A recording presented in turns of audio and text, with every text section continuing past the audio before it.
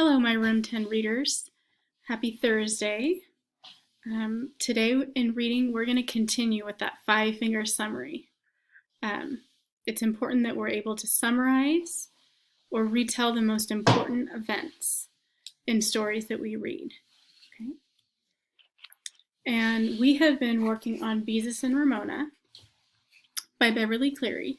And the last chapter we read yesterday, we read about how Ribsy and Ramona, the chapter title is Ramona and Ribsy, and Henry and Ribsy came over to play checkers with Beezus, remember? And there was some trouble going on with Ramona, remember? So think back. Do you remember what Ramona did? Okay.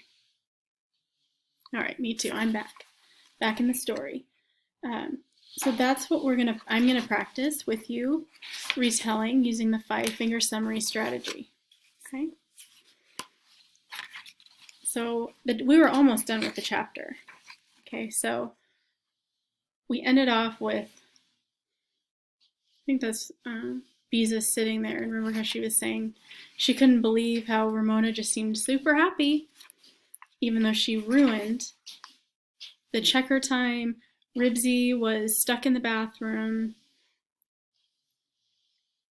Let's see, I'm just going to read like a little bit from yesterday, just to bring us all back. Right at that very instant, she was so exasperated with Ramona that she did not like her at all. Not one little bit. Crashing her tricycle into the checkerboard, throwing a tantrum, shoving a dog into the bathroom. How could one 4-year-old be such a pest all in one afternoon? And Ramona wasn't a bit sorry. She was glad she had driven Henry home with her naughtiness. Just look at her, thought Beezus. Cookie crumbs sticking to the front of her overalls, her hands and face dirty, all those silly paper ears. She's just awful. That's what she is. Perfectly awful. And she looks so cheerful. To look at her, you wouldn't know she'd done a thing. She spoiled my afternoon, and she's happy. She even thinks she'll get me to play tiddlywinks with her. Well, I won't, because I don't like her one little bit.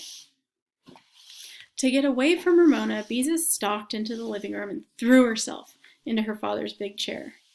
Not one little bit, she thought fiercely. But as Beezus sat listening to her mother chatting and laughing over the telephone, she began to feel uncomfortable. She ought to like Ramona. Sisters always liked each other. They were supposed to, like Mother and Aunt Beatrice. But that was different, Beezus thought quickly. Aunt Beatrice wasn't like Ramona. She was Aunt Beatrice. Loving and understanding and full of fun. Ramona was noisy and grubby and exasperating. I feel so mixed up, thought Beezus. Sometimes I don't like Ramona at all, and I'm supposed to like her because she's my sister and, oh dear, even if she's little, can't she be more like other people's sisters? That's where that chapter ends. Okay, so let's practice that five-finger summary, okay? Before I started this video lesson, I did what I'm going to ask you to do. I did my five-finger summary, and then I wrote down one sentence for each event. Okay, so here it is. Here's what it looks like.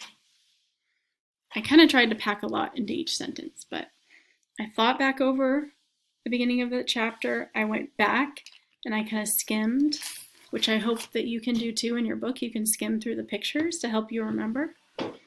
So here we go. First, Henry with Ribsy came over to play checkers with Beezus. Next, Ramona, who wanted to play tiddlywinks, ran into the checkers game that Ramona and Beezus were playing. Then, after going to time out, Ramona, followed by Ribsy, went to the kitchen to get a cookie. After that, Ramona put Ribsy in the bathroom and the door locked behind him. Finally, Ramona and Beezus' mom unlocked the door using a nail file. Okay? So can you do that with your reading today? Can you use the 5-finger retell? And then I want you to write down one sentence for each detail. All right? So, I'm going to read some more in Beezus and Ramona. Chapter 4, Ramona and the Apples. Mother, I'm home, Beezus called as she burst into the house one afternoon after school. Mother appeared wearing her hat and coat and carrying a shopping list in her hand. She kissed Beezus. How was school today? She asked. All right. We studied about Christopher Columbus, said Beezus. Did you, dear? Said Mother absent-mindedly. I wonder if you'd mind keeping an eye on Ramona for half an hour or so while I do the marketing. She was up so late last night, I let her have a long nap this afternoon, and I wasn't able to go out until she woke up. All right, I'll look after her, agreed Beezus. I told her she could have 2 marshmallows, said Mother, as she left the house. Ramona came out of the kitchen with a marshmallow in each hand. Her nose was covered with white powder. What's Christopher Columbus? She asked. Oh, sorry. I read that wrong. So I'm going to go back and reread. What's Christopher Columbus? She asked. Christopher Columbus, Beezus corrected. Come here, Ramona. Let me wipe off your nose. No, said Ramona, backing away. I just powdered it. That's a term for, like, putting makeup on. If someone puts some makeup on, like powder, you might say powdering their nose. All right. Closing her eyes, Ramona pounded one of the marshmallows against her nose. Powdered sugar flew all over her face. These are my powder puffs, she said, or she explained. Beezus started to tell Ramona not to be silly. She'd get all sticky, but then decided it would be useless. Ramona never minded being sticky. Instead, she said, Christopher Columbus is the man who discovered America. He was trying to prove that the world is round. Is it? Ramona sounded puzzled. She beat the other marshmallow against her chin. Why, Ramona, don't you know the world is round? Beezus asked. Ramona shook her head and powdered her forehead with a marshmallow. Well, the world is round just like an orange, Beezus told her. You could start out and travel in a perfectly straight line, and you would come right back to where you started from. I would? Ramona looked as if she didn't understand this at all. She also looked as if she didn't care very much, because she went right on powdering her face with the marshmallows. Oh well, thought Beezus, there's no use trying to explain it to her. She went into the bedroom to change from her school clothes into her play clothes. As usual, she found Ramona's doll, Bendix, lying on her bed. With a feeling of annoyance, she tossed it across the room to Ramona's bed. When she had changed her clothes, she went into the kitchen, ate some graham crackers and peanut butter, and helped herself to 2 marshmallows. If Ramona could have 2, it was only fair that she should have 2, also. After eating the marshmallows and licking the powdered sugar from her fingers, Beezus decided that reading about Big Steve would be the easiest way to keep Ramona from thinking up some mischief to get into while Mother was away. Come here, Ramona, she said as she went to the living room. I'll read to you. There was no answer. Ramona was not there. That's funny, thought Beezus, and went into the bedroom. The room was empty. I wonder where she can be, said Beezus to herself. She looked in Mother and Father's room. No one was there. Ramona, she called. No answer. Ramona, where are you? Still, no answer. Beezus was worried. She did not think Ramona had left the house, because she had not heard any doors open and close. Still, with Ramona, you never know. Maybe she was hiding. Beezus looked under the beds. No Ramona. She looked in the bedroom closets, the hall closet, the linen closet, even the broom closet. Still no Ramona. She ran upstairs to the attic and looked behind. I'm going to reread that sentence. She ran upstairs to the attic and looked behind the trunks. Then she ran downstairs to the basement. Ramona, she called anxiously as she peered around in the dim light. The basement was an eerie place with its gray cement walls and their grotesque white arms of the furnace reaching out in all directions. Except for a faint sound from the pilot light, everything was silent. Suddenly, the furnace lit itself with such a whoosh that Beezus, her heart pounding, turned and ran upstairs. Even though she knew it was the only furnace, she could not help, even though she knew it was only the furnace, she could not help being frightened. The house seemed so empty when no one answered her calls. Uneasily, Beezus sat down in the living room to try and think while she listened to the silence. She must not get panicky. Ramona couldn't be far away. And if she didn't turn up soon, she would telephone the police the way Mother did the time Ramona got lost because she started out to find the pot of gold at the end of the rainbow. Thinking of the rainbow reminded Beezus of her attempt to explain to Ramona that the world is round like an orange. Ramona hadn't looked as if she understood, but sometimes it was hard to tell about Ramona. Maybe she just understood the part about coming back where she started from. If Ramona set out to walk to the end of the rainbow, she could easily decide to try walking around the world.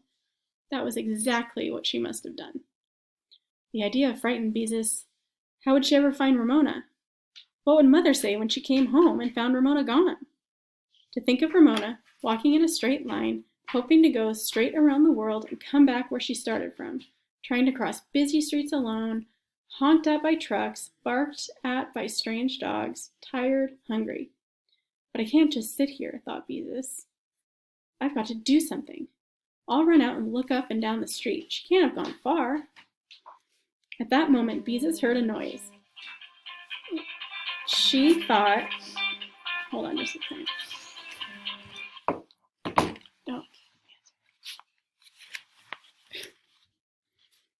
Let's see, where was I? Sometimes when we get stopped, that happens in life, or we get interrupted with something, we just turn our attention back to what we're reading, okay? Maybe it's a good thing my mom's phone decided to ring, because this kind of stuff happens. Okay.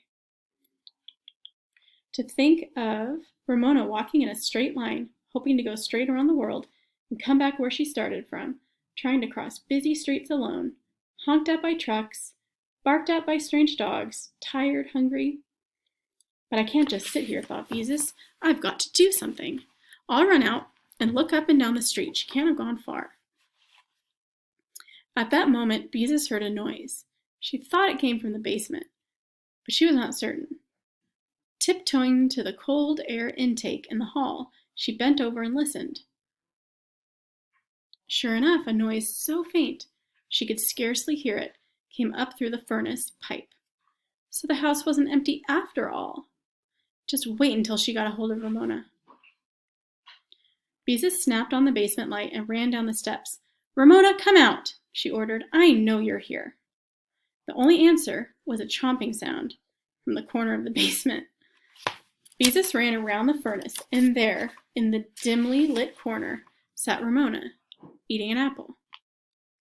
Beezus was so relieved to see Ramona safe, and at the same time so angry with her for hiding, that she couldn't say anything. She just stood there filled with exasperated, mixed-up feeling that Ramona so often gave her. Hello, said Ramona through a bite of an apple. Ramona Geraldine Quimby, exclaimed Beezus, when she had found her voice. What do you think you're doing? Playing hide and seek, answered Ramona. Well, I'm not, snapped Beezus, and it takes two to play hide and seek. You found me, Ramona pointed out. Oh. Once again, Beezus couldn't find any words to think she had worried. Once again, Beezus couldn't find any words to think she had worried so, when all the time Ramona was sitting in the basement listening to her call and eating an apple, too. We're going to stop there for the day. Okay, my friends, your work is that 5-finger summary. Read to self, and then I want you to say it across your 5 fingers, and then write it and post to your Seesaw journal.